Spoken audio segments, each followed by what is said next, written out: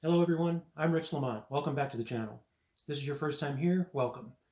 So many of you might recall from my previous video, my setup was completely different. I've actually moved across the state, and you might also remember that I had to sell a lot of my material. I actually sold pretty much all my salmon fly material except for a very select little bit of material to tie for myself for fishing. But I'm in a better situation now, and I've started collecting material again. So I'm able to get back to making some videos. So today we are going to start by tying the Champion. Kind of a complicated fly. It's not terribly involved. I think what makes it the most difficult is the wood duck underwing. Show you that when we get to it. But I just wanted to welcome you all back, say hello, and hope you guys enjoy this video. Let's get to it. All right, so to get started, I'm using a size 4.0 Byron Bjerke hook. As you guys know, I'm a pretty big fan of his work. I love his hooks. They're always such great quality, and he makes them, each one looks just like the other. So this is a Harrison Bartleet. The eye I'm using is actually horsehair. So I have a video from way back that describes how to twist horsehair to make a gut sub. So I don't have a whole lot of actual real gut, and since this is not going to be a fishing fly, this one will be for a frame, I've decided to just go ahead and use the horsehair. So to get started, the tip is fine silver tinsel.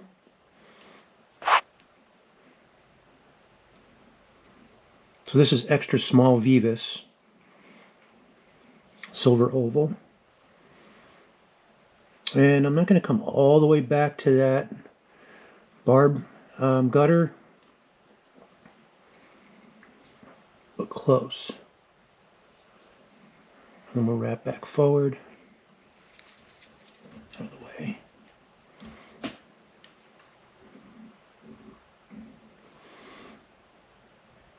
Three to four turns should be sufficient. We'll do 4.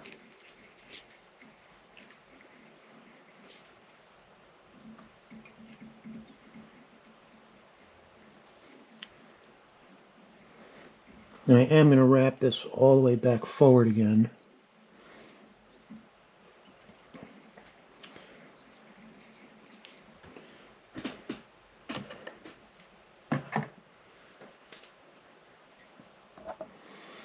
Now by doing that and wrapping forward, you're eliminating that lump that you get when you cut your tinsel. A lot of people wind up with a lump right where you end the tinsel. But this will actually make this back section all completely smooth, so you won't have to worry about that. As you can see, I put a little bit of an underbody on there. That's just some like uni stretch or woolly nylon. And now for the tag, come forward just a little bit more. And that's yellow floss.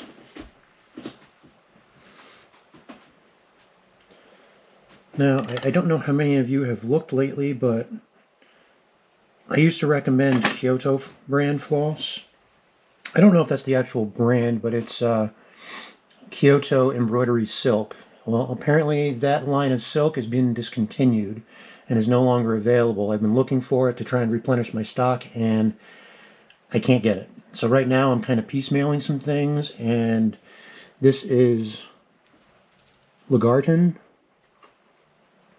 As you can see, it's kind of a multi-strand floss. When you pull it off of the spool, it actually comes off with, like, I don't know, I think it's 8 strands. So I've isolated 2 for my tag.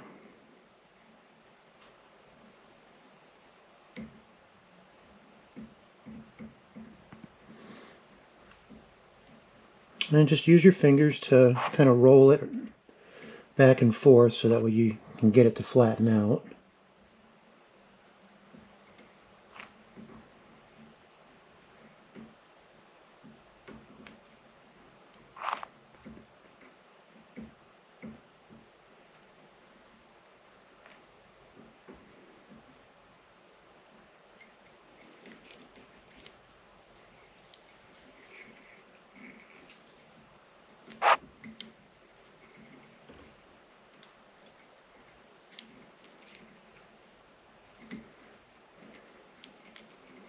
tie that off.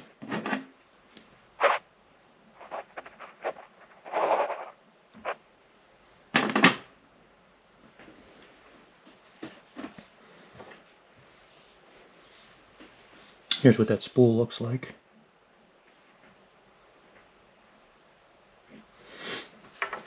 The Garden makes an okay product as far as silk goes. It's just, I don't like the multi-strand. It is a little on the thick side.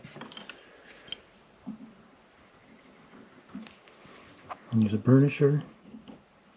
I've gotten many questions on what this tool is. This is actually a jewelry burnisher.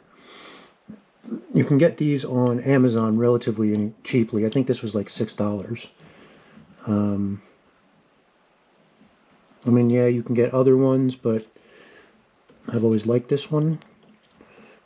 Just if you get one, inspect it. Make sure that all these ridges that are on here are polished really nice and smooth. If it's not polished smooth, you're going to wind up messing up your silk.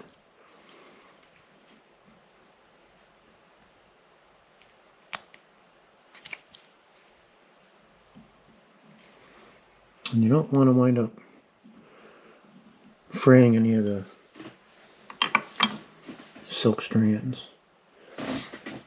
Alright, now for the tail. So I've chosen a piece of golden pheasant crest for the tail. I like that very much. So we're going to strip away the majority of it. Strip away the white. And you want to come back to right about where your tying point is there. But what I like to do is trim some of that. So if you trim those fibers, sorry I had to do it off screen.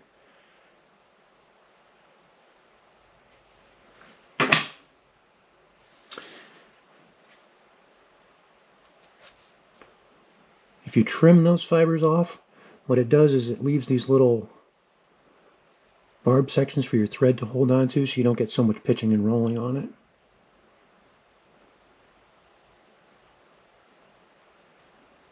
More.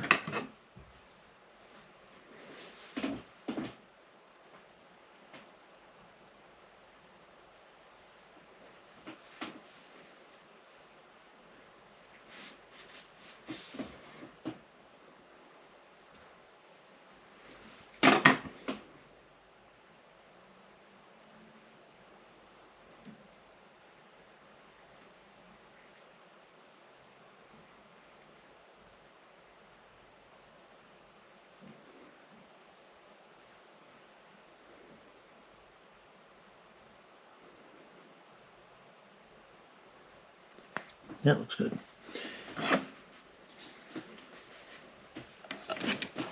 Now one thing is, most of the time you want to try to find a feather that fits the hook. So you're tying in throughout this white section of the feather or even down into the fluff. That's how a fly should be tied. This is, you know, I'm trying to make this one have a nice full tail. So we're going up into the rachis a little bit. Now this rachis is very round and it's very stiff and very hard. So you want to do is use flat nose pliers like these to flatten that out. But you want to be very careful because these rachis on these is quite fragile and will flatten and then quite literally just break off if you're too rough with it.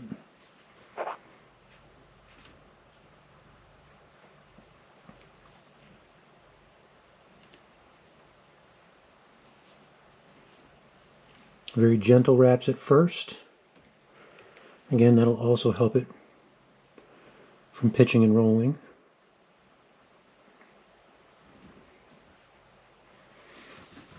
Have a look here.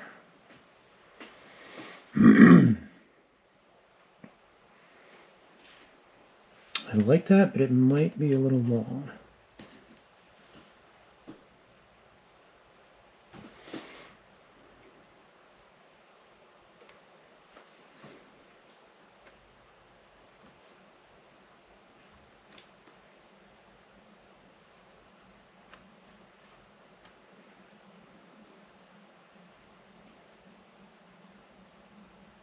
I think that's going to look good, actually.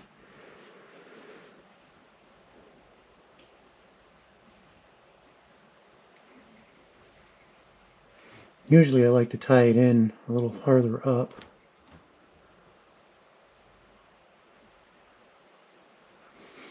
But given where the hook point is on this hook and the tag, the butt will be ending right where I want it to, right at the hook point. So we're going to go and do the same thing that we did with the tinsel. And we're going to wrap this forward.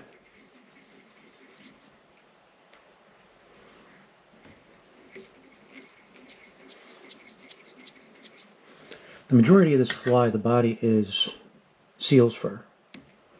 So there's not much to worry about up here as far as lumps go, but you will have a body section right here of blue floss. So you do want to have that relatively flat.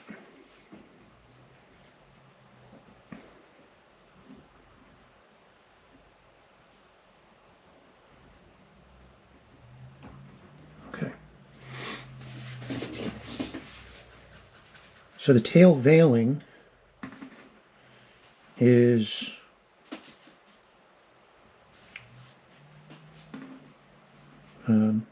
blue and red. In my case, what I'm using is turkey. Same material as the wing, turkey tail. But Kelson describes it as having blue and red swan.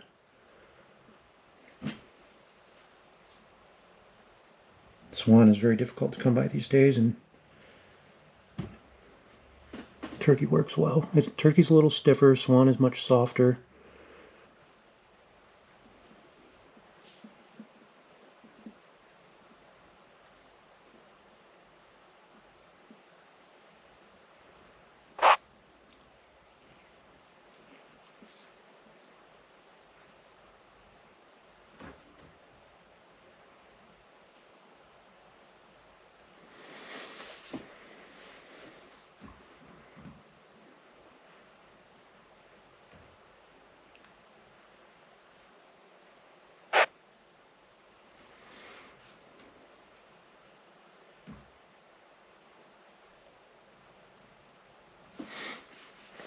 I think I like that.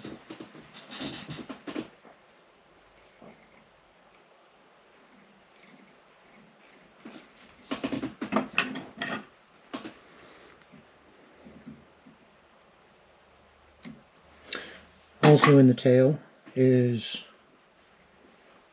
unbarred wood duck. So the underwings for this are going to be barred wood duck. So what we're going to do is we need to strip this part off anyway. So instead of stripping this off and just tossing it or putting it away in a bin, we can take some of this off and use that in the tail.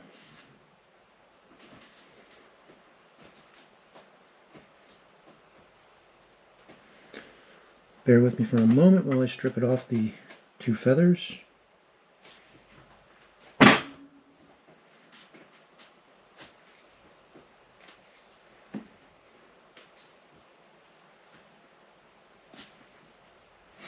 Alright, so I've stripped the feather down, and what we'll do is just take that. Just this little bit. And we'll take that from both feathers.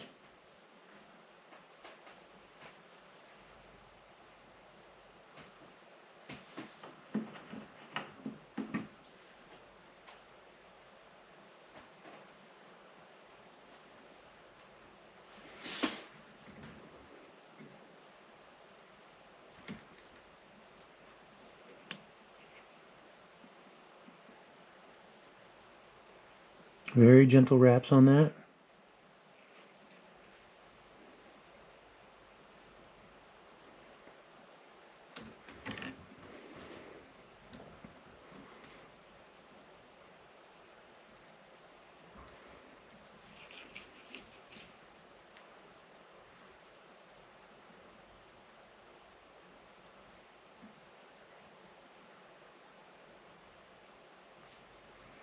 Shorten that up a little bit so it looks more like just some sprigs of it.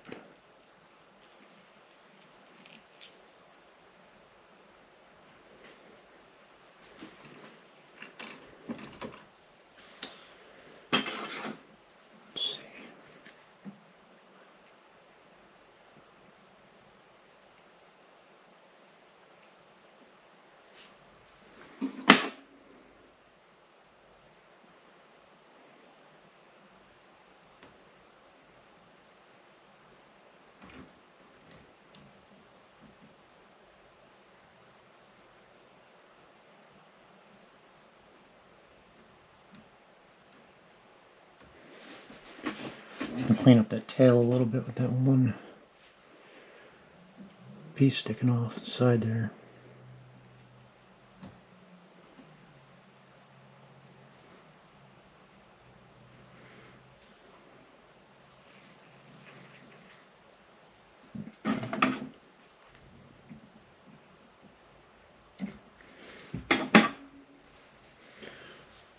So any of you that saw this fly that I tied a couple weeks ago on Facebook, that was a very simplified version. There's a lot of materials that are missing from that I'm going to add to this fly today. So you'll get to see the full scope of why this fly is so difficult. Next is the ostrich hurl, which this is very important, selecting the proper ostrich hurl.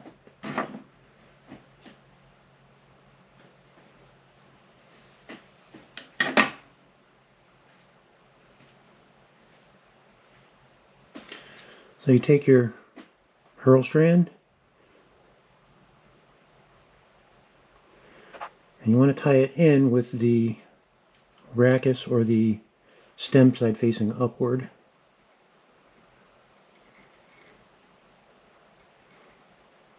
No, it's going to be... Alright, so we're going to do it facing downward.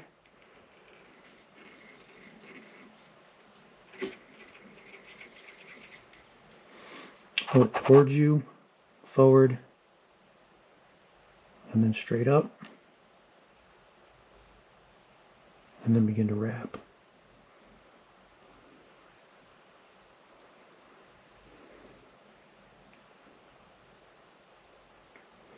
You want each wrap to be touching.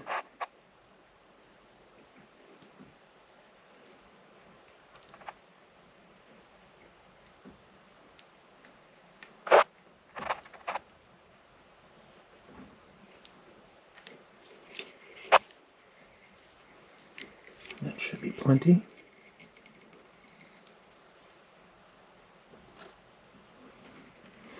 I think this is a little bit longer of a hurl. I'm not overly pleased with it, but the shorter the fibers you can get, the better. It just gives it a much better, more authentic look.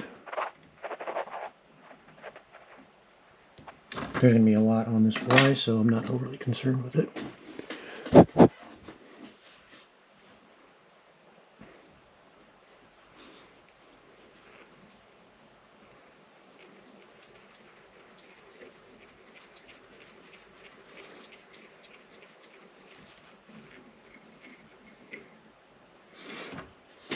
Okay, so now you want to tie in your tinsels, which is flat silver and oval silver. But instead of flat, I'm going to use embossed, just because I do like this tinsel. And this is a fancier version.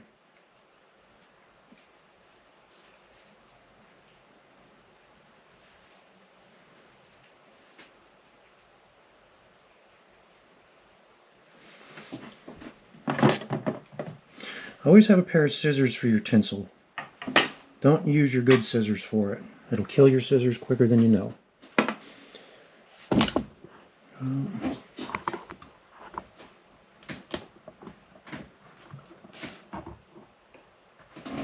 Apologize for that.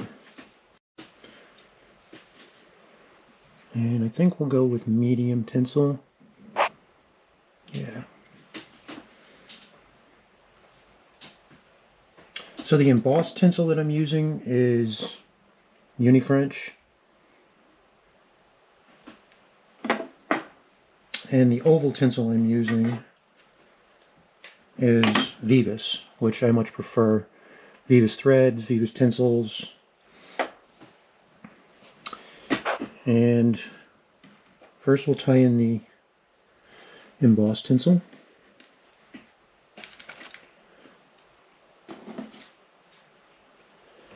So it's all curling up on you like this. You can actually gently pull it through your fingers.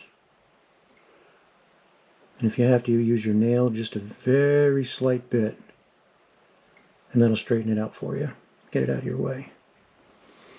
And you always want to tie your tinsel in on the quartering away side. back here. This way you're kind of hiding your starting point. It'll look much cleaner, it'll look better. And plus, when you're counting your turns of tinsel, you want between 5 and 7 on every classic salmon fly. Artistic flies, you can take your liberties. But if you're tying a classic pattern, between 5 and 7 turns of tinsel is about the max you want. And then you want to take your oval tinsel, and we're going to strip away this coating, this outer layer. And on the inside, you'll see there is silk in there. You want to tie to that silk instead of to the tinsel. If you tie to the tinsel, you can wind up with lumps, and tying to the silk will actually make it a much smoother transition. And you want it to be on the trailing edge of your tinsel, so you'll tie it in on the top right here, next to the embossed. And you want it to be right on the edge of that embossed.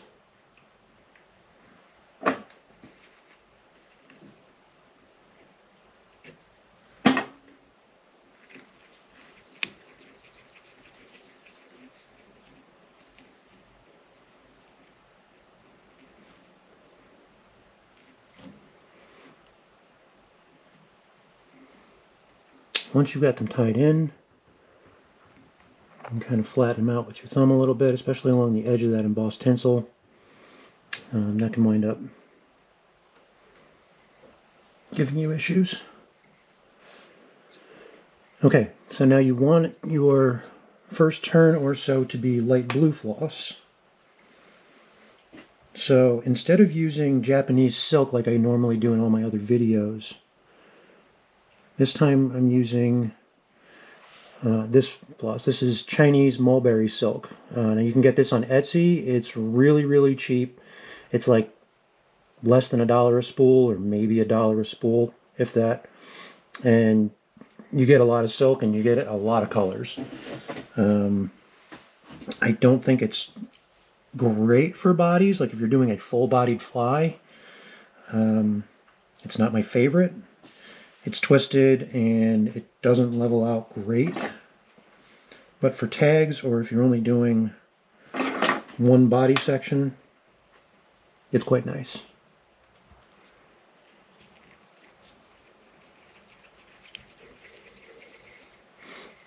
So I'm not sure if the camera's picking it up. You can see that it is twisted. So you have to go through and untwist it as you wrap it.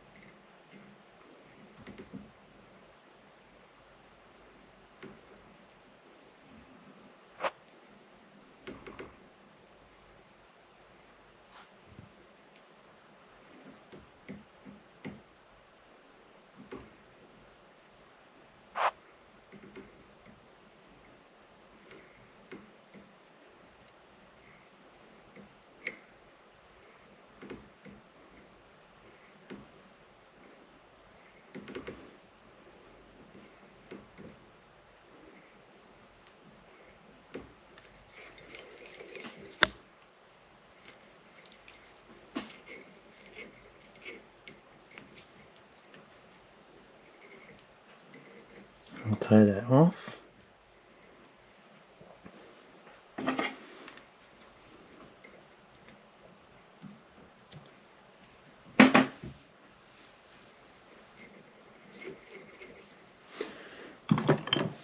And we'll go through and we'll burnish it. It does burnish okay. It doesn't, you still kind of get to see like the individual strands that are in there, which is not really my favorite about it. It's one of the reasons I don't like it for bodies. But this is a small body section. There's going to be tinsel wrapped around it, so I think it'll be alright. So to double check where your body sections are going to be, just take your oval tinsel, 1, 2,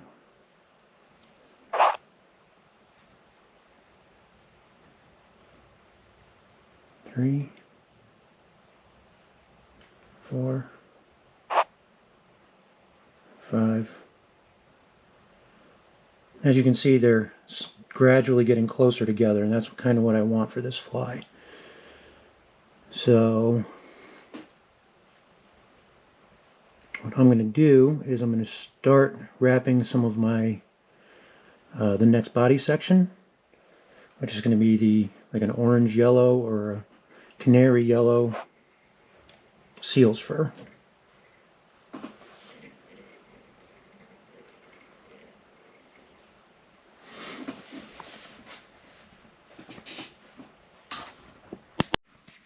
Alright, so we're going to start the yellow section, and we're going to get about halfway through and we'll tie in the hackle. You want to tie your hackle in on the top side of where your second turn of tinsel is. So the second turn is there, and that's about where you want your tie-in to be. And that'll be right in the middle of that yellow body section.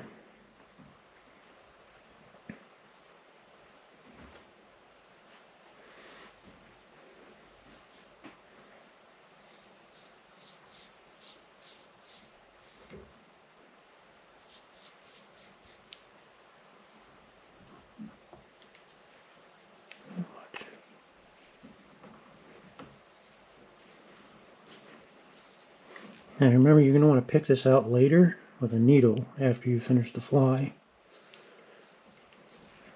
So don't tie it as tight as you normally would for a typical body.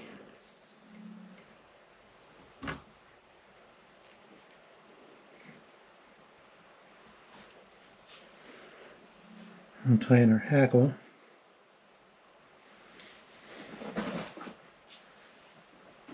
I'm using a natural black feather instead of an actual dyed black feather.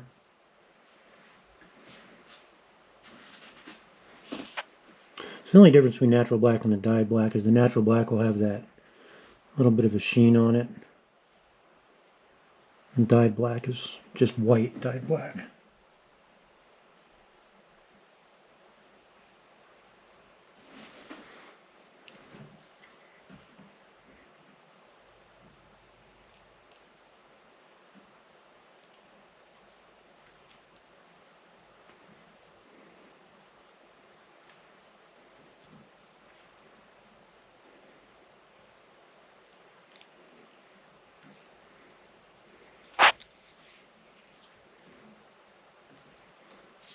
Okay, now we'll just dub the rest of this on there and keep going.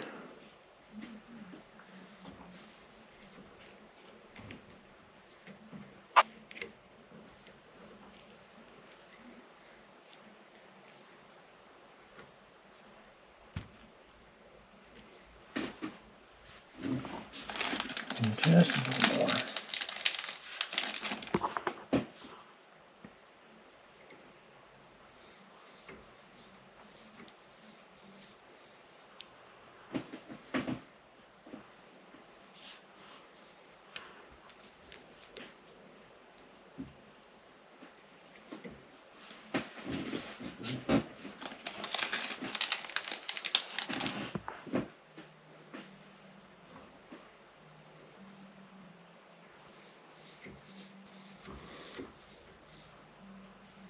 Remember, when dubbing with seals fur, especially, you always want to dub in the same direction.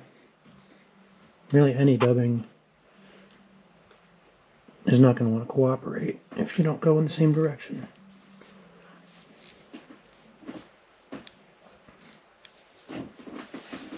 Alright, the next section is supposed to be a crimson, which I don't have.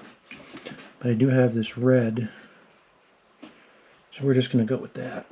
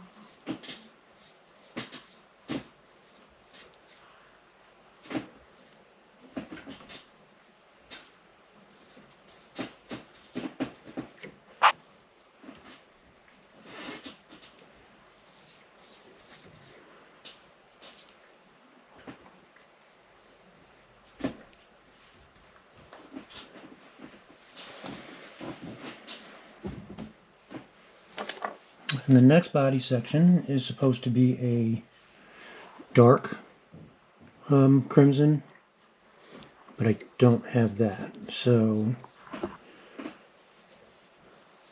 I've decided I'm going to use a claret instead. I'm going to start with a red claret and then see how that looks going to black. Black is the last body section.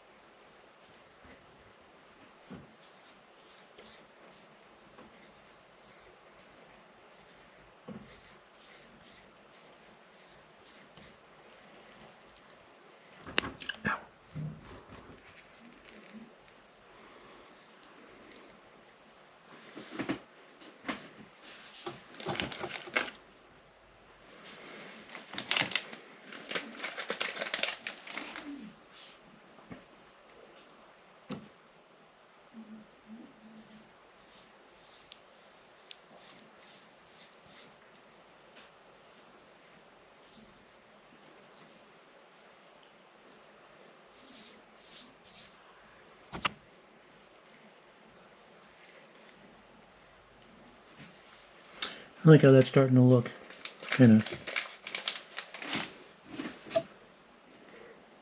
giving that body a real nice fuzzy look to it.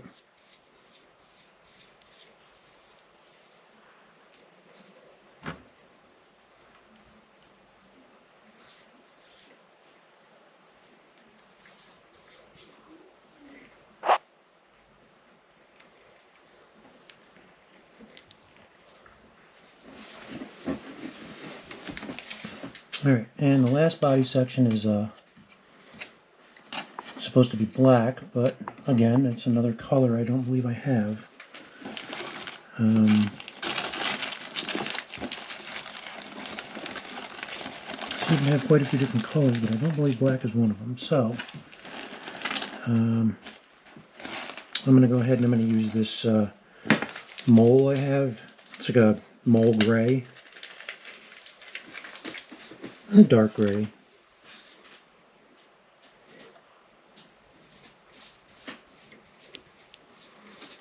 I'm not going to get a whole body segment out of it, but that's okay.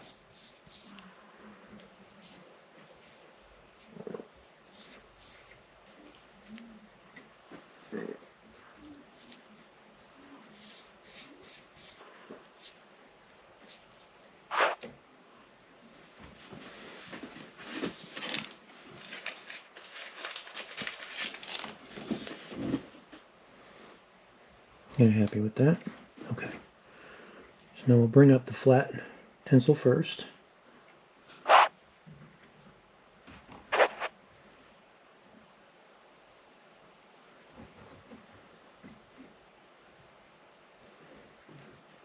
There we go.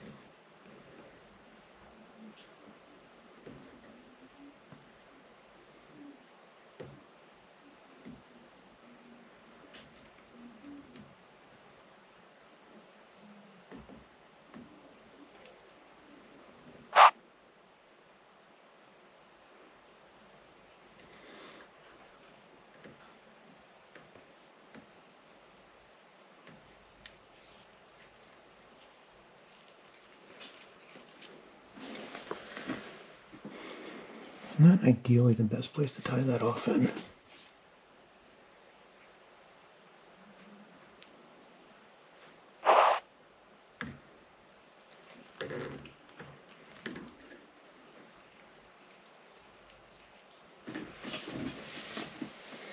I think I'm happy with the ribbon on that and the spacing.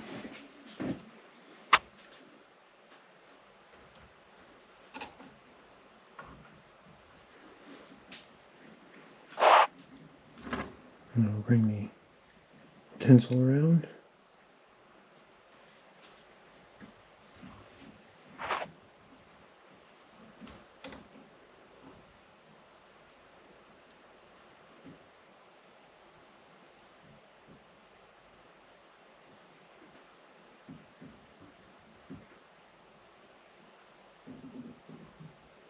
You don't want to hold this too terribly tight. You want it to lay on that, almost right next to that oval tinsel.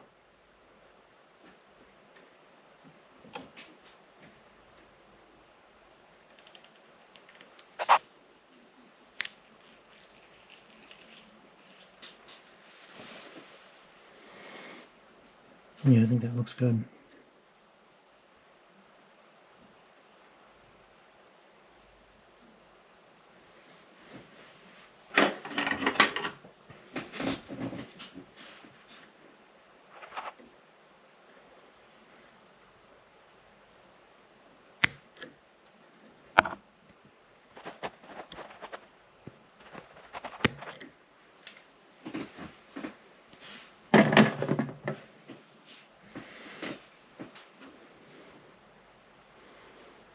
Now we'll grab the hackle.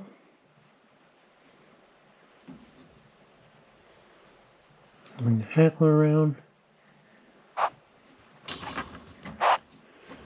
And you want this to fold with the spine of it almost digging in. And you want it to tuck right underneath that oval tinsel.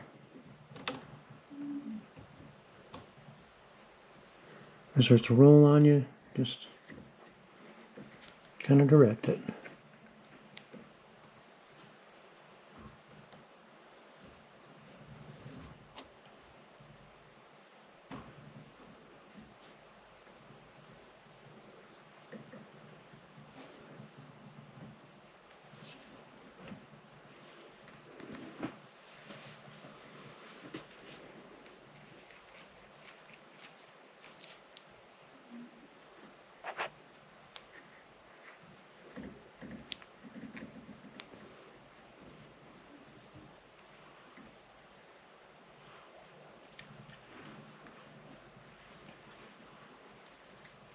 And then once we get to the head,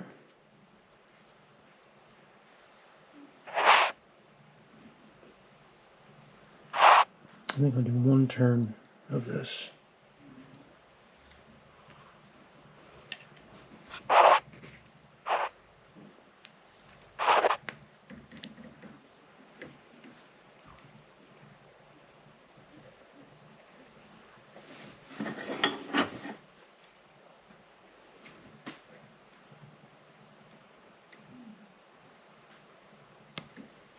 Clip away the excess hackle.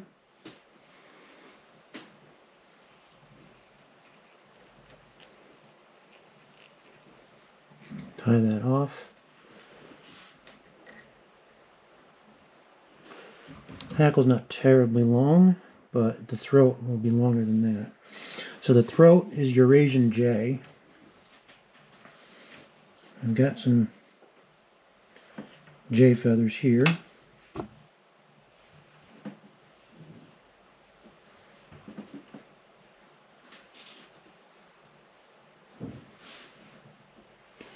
So that one's about as long as that hackle.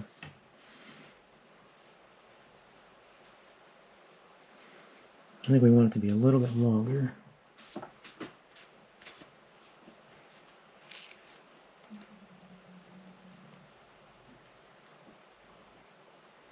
That'll be good. That's a good feather.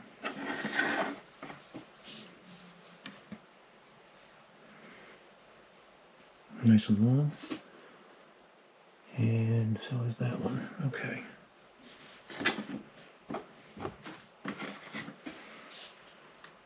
And I got one more I want to look at real quick.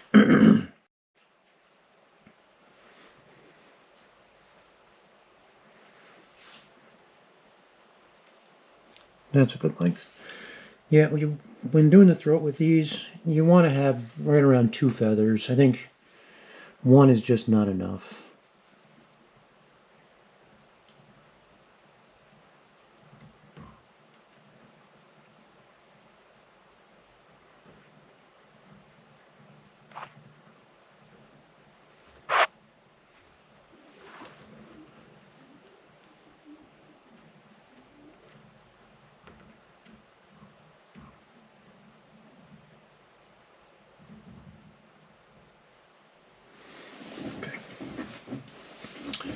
So, to use a J feather, you have to split the wings. So you have to separate this dark side from the striped side. And the best way to do that is to clamp this in a vise or pliers or something, the very base of the feather. And you want to separate them at the top up here, as close to the top as you can get. And you should be able to peel them right in half. I'm going to do that really quick, and I'll be right back with you guys. After splitting the J, it should look like that. Literally the rachis will split right in half.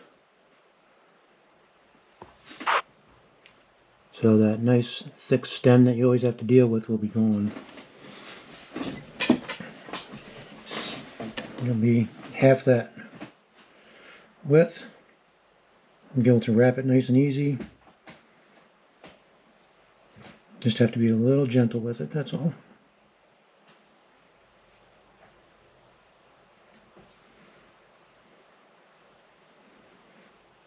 Alright, so the next thing that you do is you take the feather and you splay out all those fibers and get right as close to the tip as you can.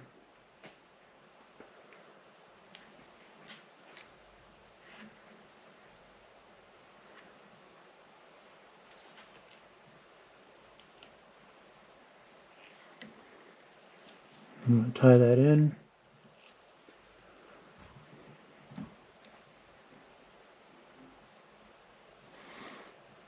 I try to tuck that tip back so that way, 1, it's not in the way, but 2, I don't want all this hair up here either though. Hold on. I'll have to get it with the burner later, I guess. Alright, so the tip of that hackle, as you can see right here, I tuck that back and then tie over it again. So that way when you're wrapping your hackle, you don't wind up pulling that out.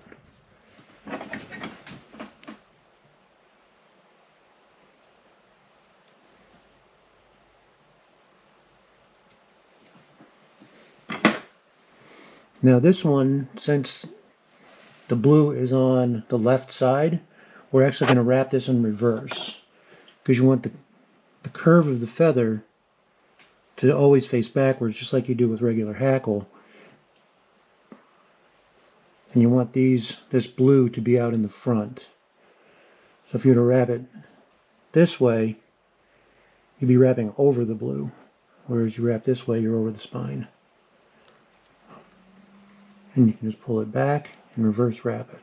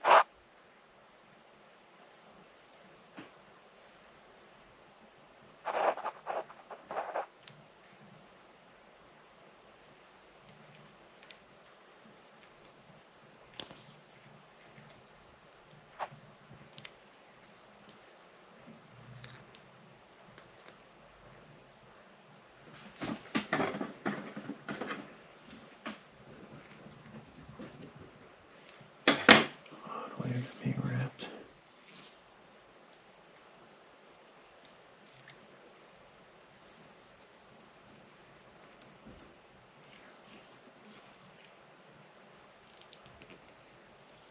There we go.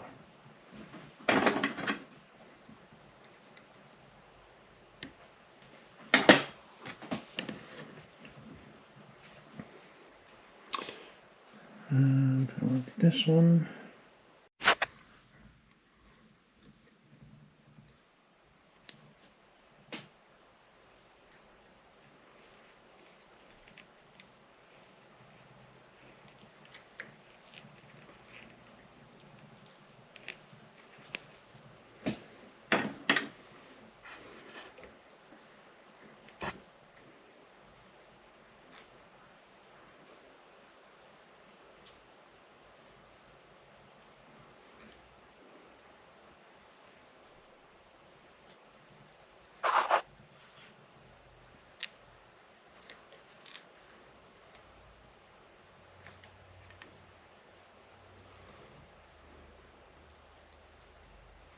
The first one didn't have quite as much blue on it as this one does.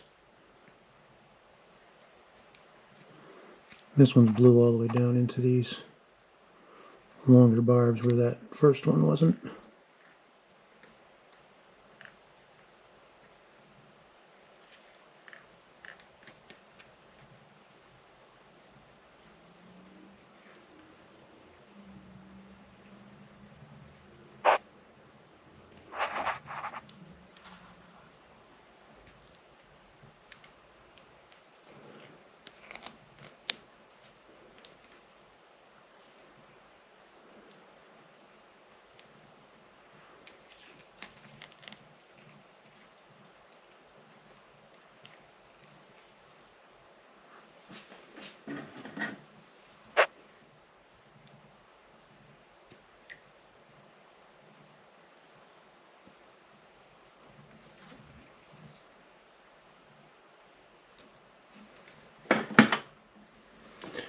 This head is going to be huge.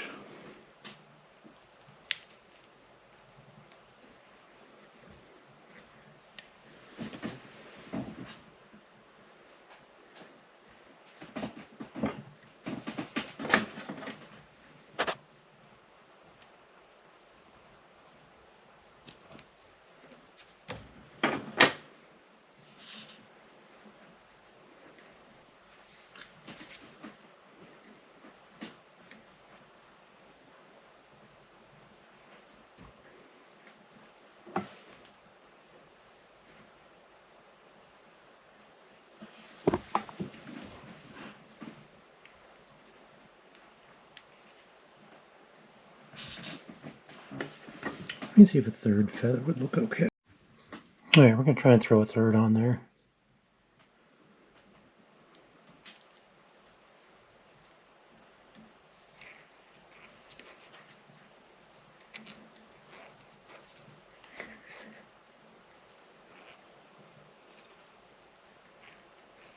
Don't know how it's going to look. I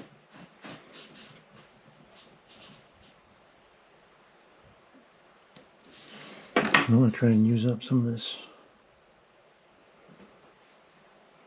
giant head that I've created.